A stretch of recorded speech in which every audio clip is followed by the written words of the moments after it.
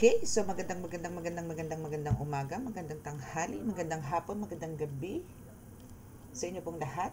Saan mang sulok ng mundo kayo naroroon, it's me again, Angel Whisper 11, ang inyo pong lingkod na magbibigay ng mensahe sa inyo mula po kay God, sa Ascended Master, Spirit Guides, Holy Spirits, Angels, Archangels, Universe, Ancestors, Spirit Guides, and syempre po sa mga elementals. Okay, so syempre, nais ko po muna magpasalamat po sa lahat po ng patuloy na sumusubaybay ng ating YouTube channel, sa atin pong mga new subscribers. Yan, maraming salamat po. But before anything else, nais ko po munang mag-cleanse, no, para po sa inyong kagaanan ng pakiramdam habang kayo po ay nakikinig sa akin. And magkaroon na rin po ng kagalingan at the same time. So, cleansing po muna tayo. Okay, so kung may mga unwanted noise po kayong naririnig, please paki-ignore na lang po, ano. Okay.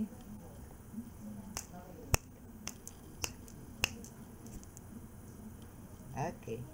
So now is syempre nais ko po munang sabihin na ito po ay itong YouTube channel na to is ginawa po to para po magsilbing gabay sa inyo sa araw-araw, lalong-lalo na po to sa mga talagang patuloy pong nakakaramdam, nakakarinig, nakakakita, nakakaamoy na hindi naman po nararanasan ng karamihan.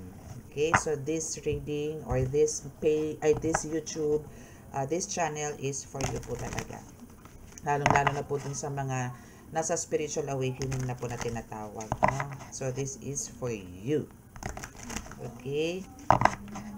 So, ngayon po kukuha po tayo ng energy. Actually, hindi ko na po kailangan pang idaan sa card yung vision ko about dun sa mangyayari about year 2025 na about nga po sa pagkakaroon po ng flood or flash flood, no? Dahil po sa mga typhoons na darating next year. So, yan naman po is tingin ko naman po lagi naman po lalabas yan sa vision ko. So, keep on watching sa atin pong YouTube channel para po lagi po kayong updated. So, sa mga makaka-resonate po nitong ating reading is at least po nakaka-subscribe, please click the subscribe button, paki-like and share, and click the notification bell para po kayo ay laging updated po sa ating reading. Especially po dun sa mga nasa spiritual awakening. Ito po is talagang para po sa inyo. Okay? And sa mga gusto naman po mag-avail ng ating po mga miracle oil na talaga pong pangkalahatan, which is talaga pong pang-heal po siya for mga kinukulam, sa mga binabarang, mga may tingin nyo pong may nalason kayo or nausog. Ito po is the best po to para sa inyo. Actually, ito po is pang cleansing din, pang detox. This is detox. Ito po is din, edible po siya. So, pwede nyo po siya inumin. Okay? Actually, ito po is talagang pinapatak ko po to sa mga, ginagamit ko po to sa mga ginagamot ko, especially po pagka medyo malakas po ang mga karga ng mga ito. Okay? So, meron po tayo niyan, yung pagkalahatan. We have this one, and the other one is the manifestation oil.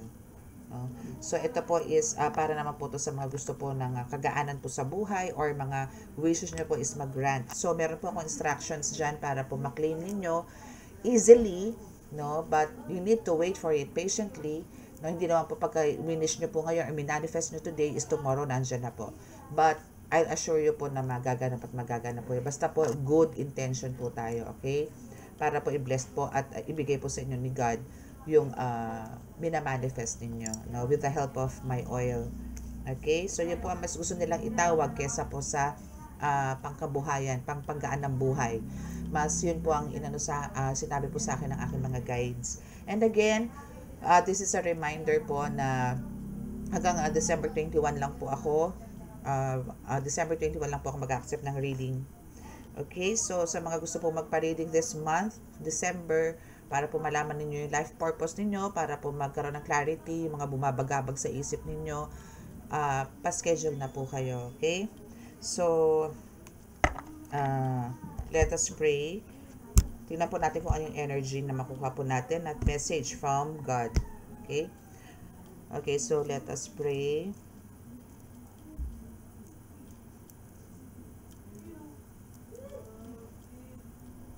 Panginoon Diyos Ama, Jesucristo, Mahal na Birheng Maria, Mahal Santo Niño, pakibasbasan po rin yung napakalalakas sa kapangyarihan, banal dugo, banalangal, banal na spirito, mga cards na ito, para po makapagbigay ako ng mensahe sa tagapanood at makapaghatid po kayo ng magandang balita sa kanila po.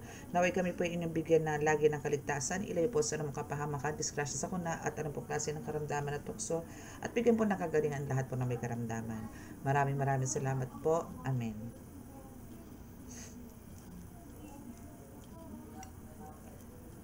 Okay, so let's start.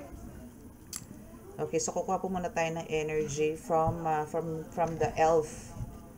From the elf tayo. Kuha tayo dito ng message from this card.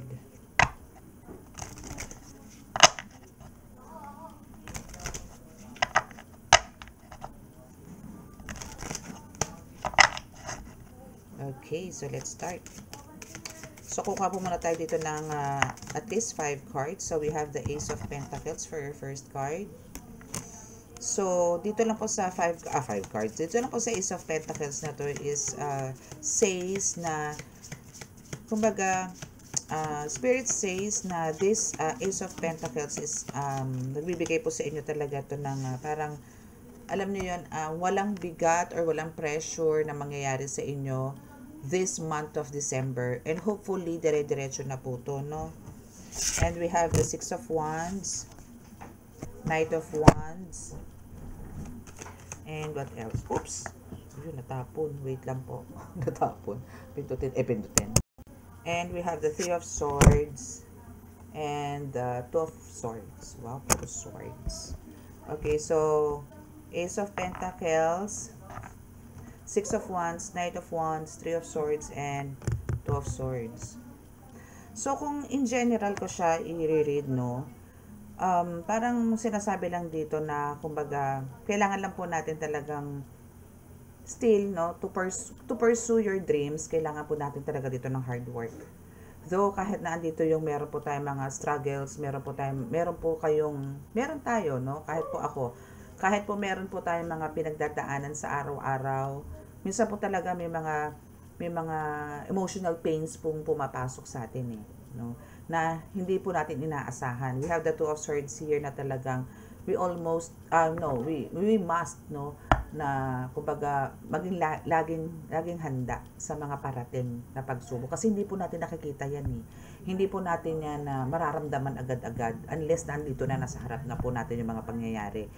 But ang kailangan po talaga dito, para maging advanced din po tayo. Hindi naman tayo sa mag-overthink, pero andito po yung iisipin na po natin na possible na mangyari to in the near future, or mga ilang days lang, or maybe next week, kasi may ginawa kang ganito. So, expect, parang hindi po natin kailangan po natin mag-expect ng worst, no? Kaysa po yung mag-expect tayo ng na para nare-resolve po agad natin, as in napaghahandaan na po natin kung worst po yung iisipin natin.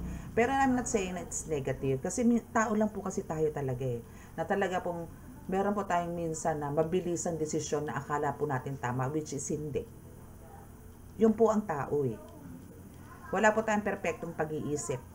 No, meron po talagang minsan bubulong sa inyo, ganito gawin mo, or meron kang thinking na hindi, ito yung tama. Pero sa iba mali, pero sa iyo tama. Malalaman mo lang or marirealize mo lang na mali yung ginagawa mo pag naandyan na bumabagsak ka na, or andito yung nararamdaman mo na, ay, mali pala talaga yung decision ko. Mali pala yung moves ko na yun. Yung mga ganon. But then, kahit na po ganon na parang ito is a babala or a warning sa inyo na kailangan nyo pong paghandaan, kasi kumbaga ang dami pong blessings sa darating sa inyo because of andito nga po yung hard work ninyo, na meron po kayong goals. Lahat naman po tayo may goals, So dito po is meron po kayong goals, but there's a time na parang every time na na-achieve nyo po yung victory, yung success, parang meron pong kapalit na, kung napapansin nyo po meron po kayo nararamdaman, meron pong dumadating na negative. Merong maybe financial, or maybe minsan doon magkakaroon kayo ng tampuhan ng karelasyon ninyo, or merong nag-aaway sa anak ninyo, or kung ano man, biglang merong magbabago. Biglang magkakaroon ng parang alam niyo yun, misunderstanding sa ibang sitwasyon, yung mga tipong ganon. But the thing here is, andito naman yung ang bilis nyo din pong nakakapag-transform, or ang bilis nyo rin po na isi-shift from negative to positive yung mga pangyayari sa buhay nyo. Why? It's because of, andito po yung talagang, kailangan nyo po talagang magkaroon talaga ng faith na kakayanin at kakayanin. Kung ano man po yung dumating sa atin na pagsubok, lagi po natin iisipin na kaya natin to. Kasi wala naman po binibigay na pagsubok ang Panginoon kung hindi po natin kaya. Okay? Okay, so let's see kung ano yung nasa ibang cards. Babalikan natin yung isang card na yan. Kung ano pa yung gusto sabihin sa inyo ng ating Ama. Okay, patakot kasi God is with you. Diba? Yun lang po, yung let go, let God nyo lang po yung mga nangyayari.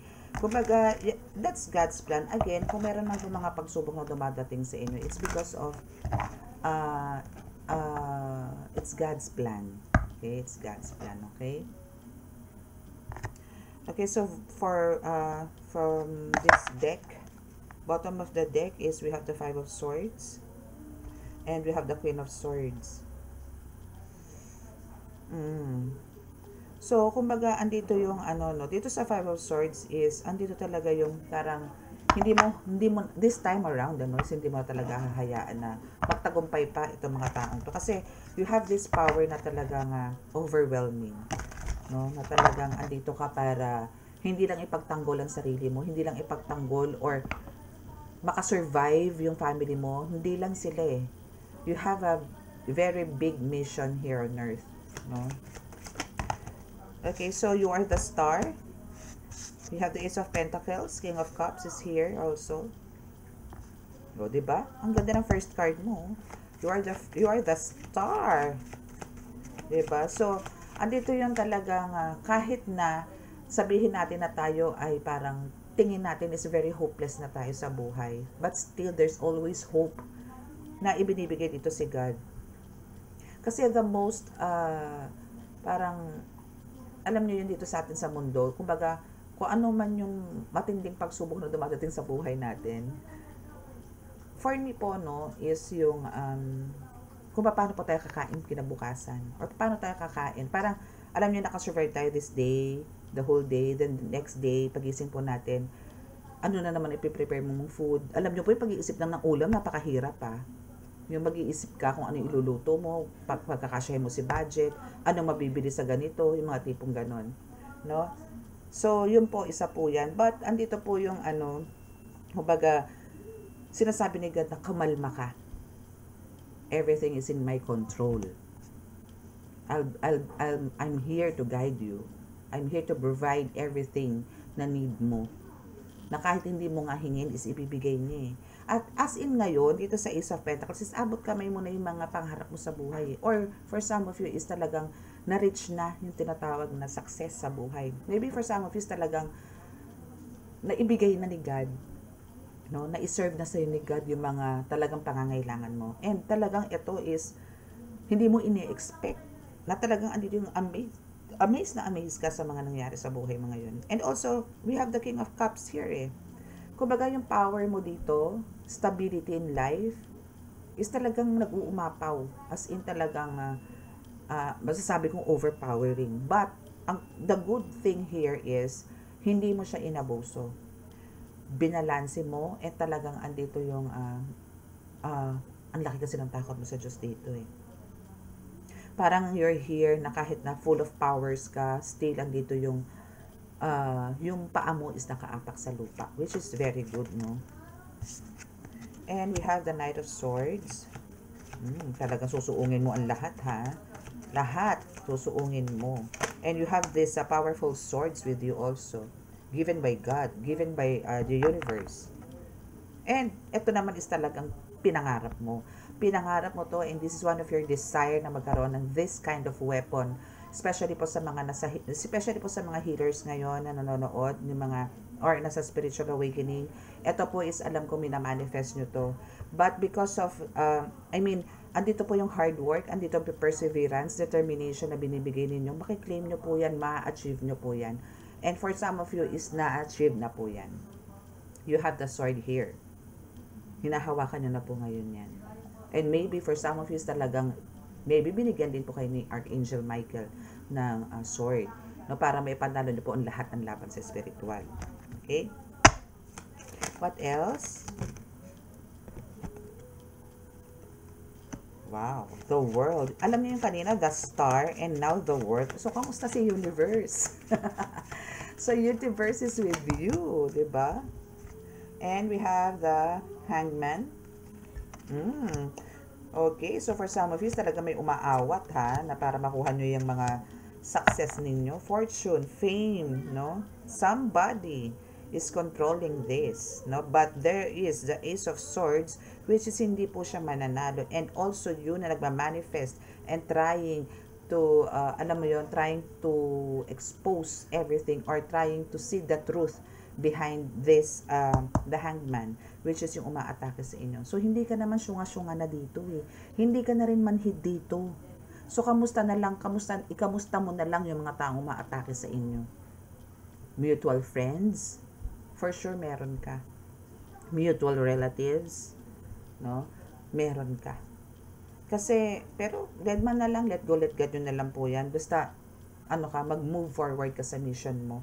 Kasi, again, now is andito yung Ace of Swords na nagbibigay sa'yo ng strength and full of power, stability, no? So, have faith na talagang ito is matutuloy mo at in a good ways mo siya magagamit, no? Yun lang po ay panalangin po natin, sa mga may mga kakayanan, kapangyarihan sa mundo po ng spiritual ngayon. Please, gamitin po natin lahat to sa magandang pamamaraan. Kahit na po kayo may galit, no, may puot o may galit, pero mas maganda po talaga yung galit pa lang po or inis muna. Yung inis po is alisin po natin yan. Hindi po maganda. Kayo rin po magsasuffer, maniwala kayo sa akin. Kayo rin po ang manlalata, kayo rin po mananakit ang ulo, kayo rin po ang hindi makakatulog kasi nga po may galit kayo dito.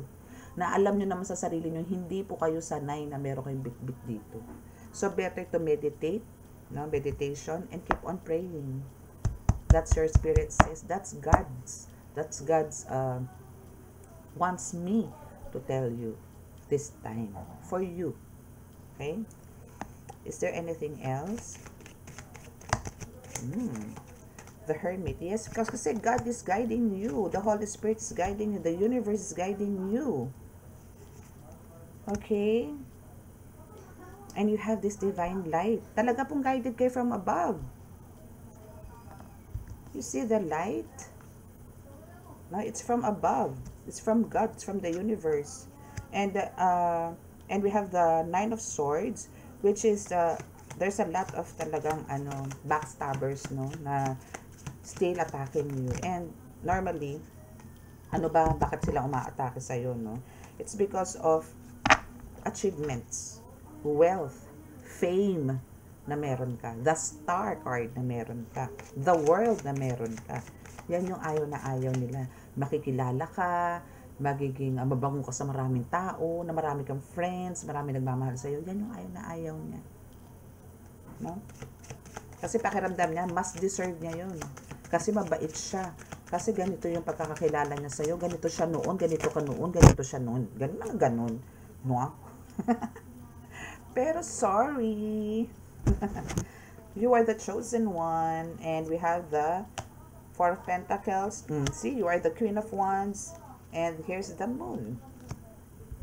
Okay, so even if there's a moon here, no, it doesn't matter. Why? Because you are the Queen of Wands. And andito rin yung the Hermit kanina. And Four of Pentacles is here. So, alam mo yun, ikaw mismo is alam mo kung paano i-secure lahat ng mga meron ka. Abundance yan, prosperity yan, good health, love, romance, relationship, no? Alam mo kung paano yan i-secure. Alam mo kung paano protektahan yan. Paano? Because God is guiding you. Universe is supporting and guiding you. You are divinely protected here. Amen? Ganun lang. Diba? Etong the moon, yung mga nananalangin sa inyo, yung mga tipong parang ang gusto nito is maging upset ka palagi. Lagi ka nakamukmuk or what. Backfired yan. What else?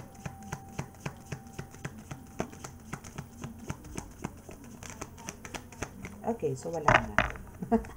Okay, so let's see ito sa ibang cards. Let's see dito sa ating, ano pa, no? Ang nais parating sa inyo ng Holy Spirit or ni God. This is from God's, this is God's message, no? For us, for you. So, sa mga makaka-resonate po dito, please click the subscribe button. And if you want to, for some clarification, pwede po kayo magpa-book. No? Nandiyan lang po sa description box ang aking contact details. Okay, so we have the Six of Swords. Yes, there's a lot of transition sa iyo and movement. Maybe for some of you, talagang andito yung meant to relocate. Maybe may mga plans kayo to relocate or may plans kayo to buy some property. No, yung mga ganyan.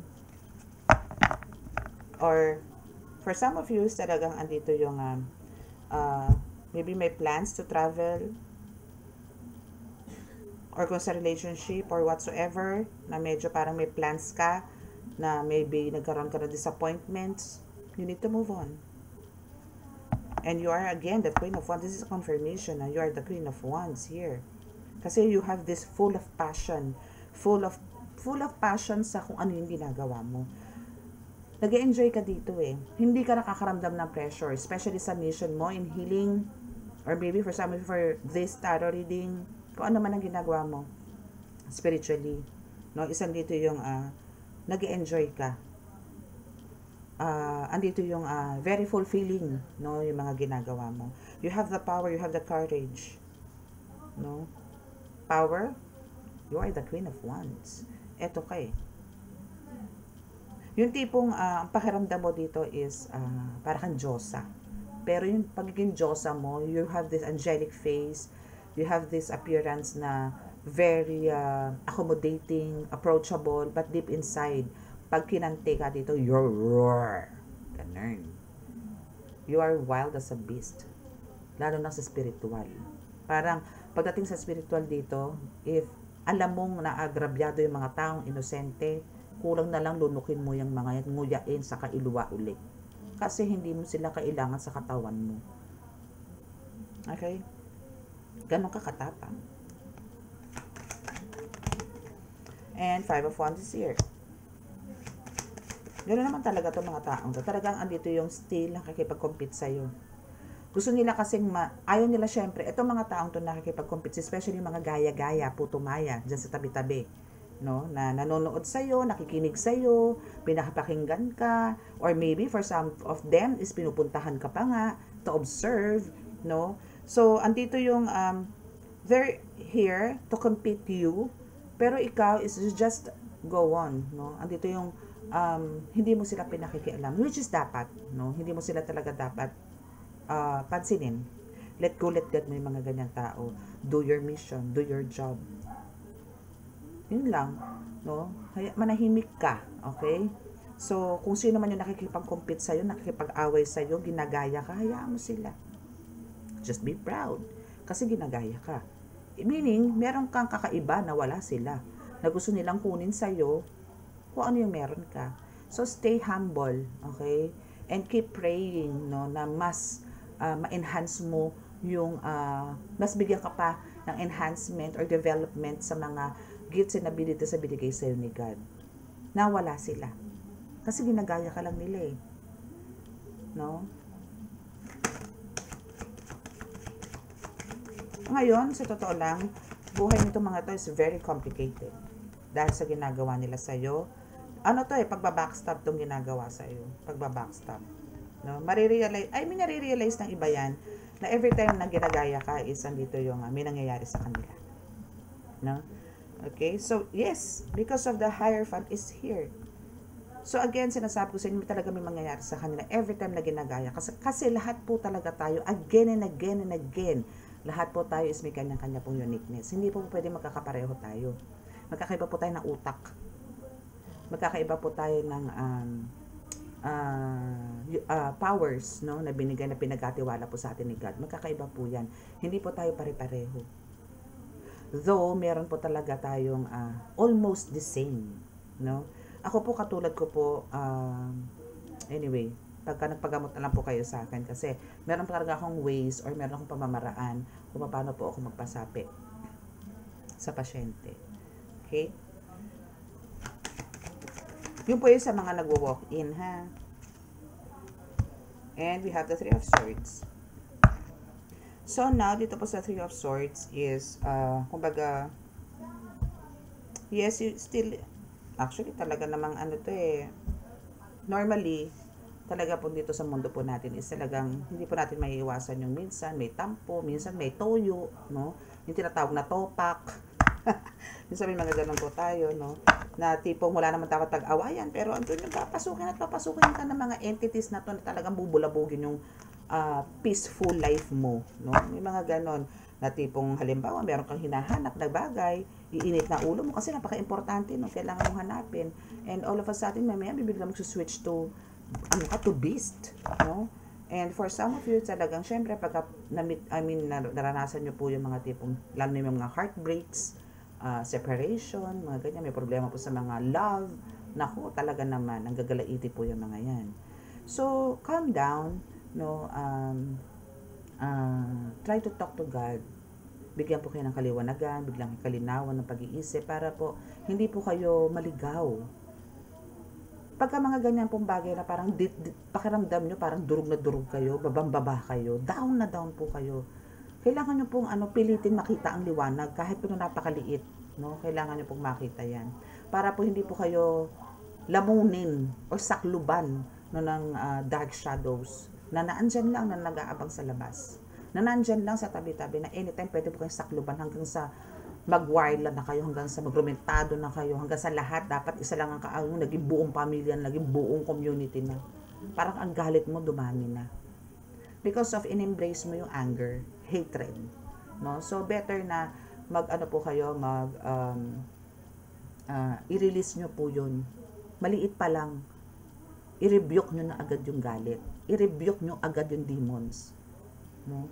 Ganun po, i-rebuke nyo po yan. Okay? So, let's see kung ano pa po ang message sa atin ni God. Wow, we have the Lovers. Ooh, okay, tingnan ko nga kung ano ba sa Lovers. Ano ba meron dito sa mga Lovers? Sa mga couples ngayon na nanonood, ano ba ang meron? Ano bang any update? Since ang first card nyo dito ngayon is sa Lovers. Tingnan ko nga kung ano to. Let me see. Oops. Wow, there's a celebration. Maybe talagang inlababo kayo ngayon, ha? Talagang may kilig to the bones factor kayo. And this is the perfect time. No? Oh, perfect time for travel. For some of you, need to travel. Need to parang make like babe time. Ganyan. Or maybe for some of you, talagang andito yung lagi kayo nagbaband na ngayon. Ano? There's a celebration always, eh. And kumbaga kayong dalawa dito as a couple is always make sure na meron kayong time together. Ooh lala. Ooh lala. And sa pagta-travel, talaga naman parang lagi kang kasama ngayon na dati hindi naman. 'Di ba? But I'm happy for you. That's good for you.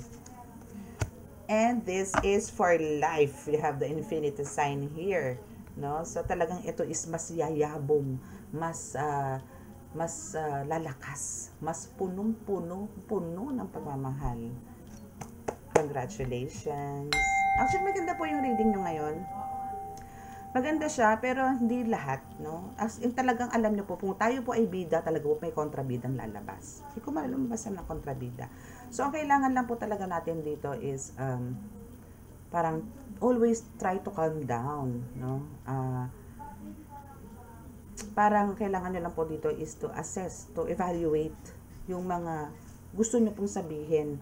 Kasi po, minsan, dahil po sa galit, dahil po sa ines, nakakapagsalita po tayo ng hindi magaganda sa ating mga kapwa.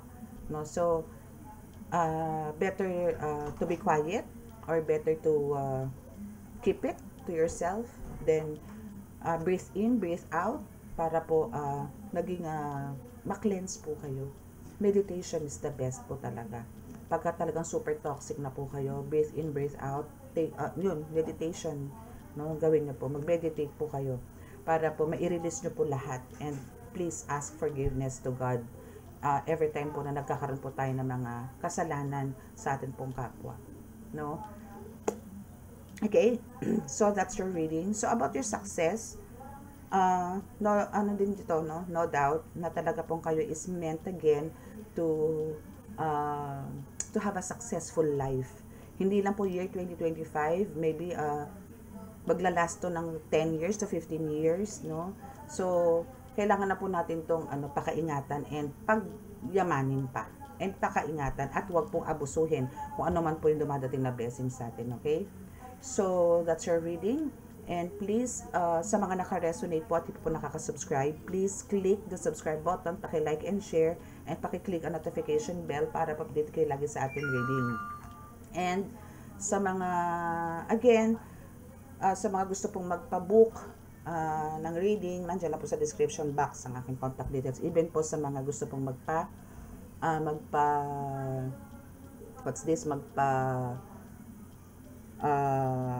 gamot at magpa-rituals yan. And sa mag-avail din po ng mga medallions, nandiyan lang din po sa description box ang aking contact details. Okay?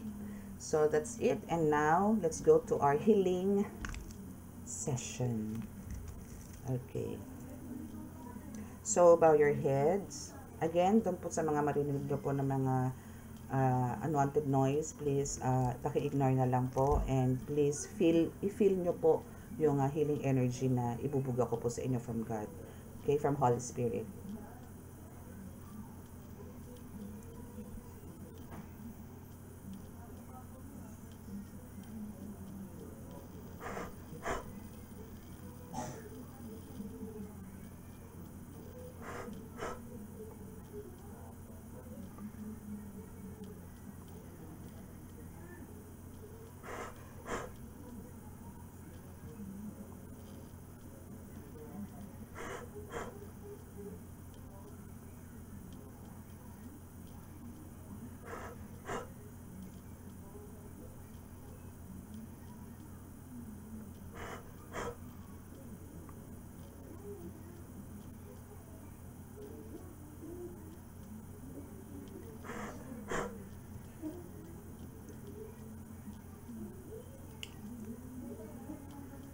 Okay, so maraming salamat po. God bless us all and love, peace and hope. Bye!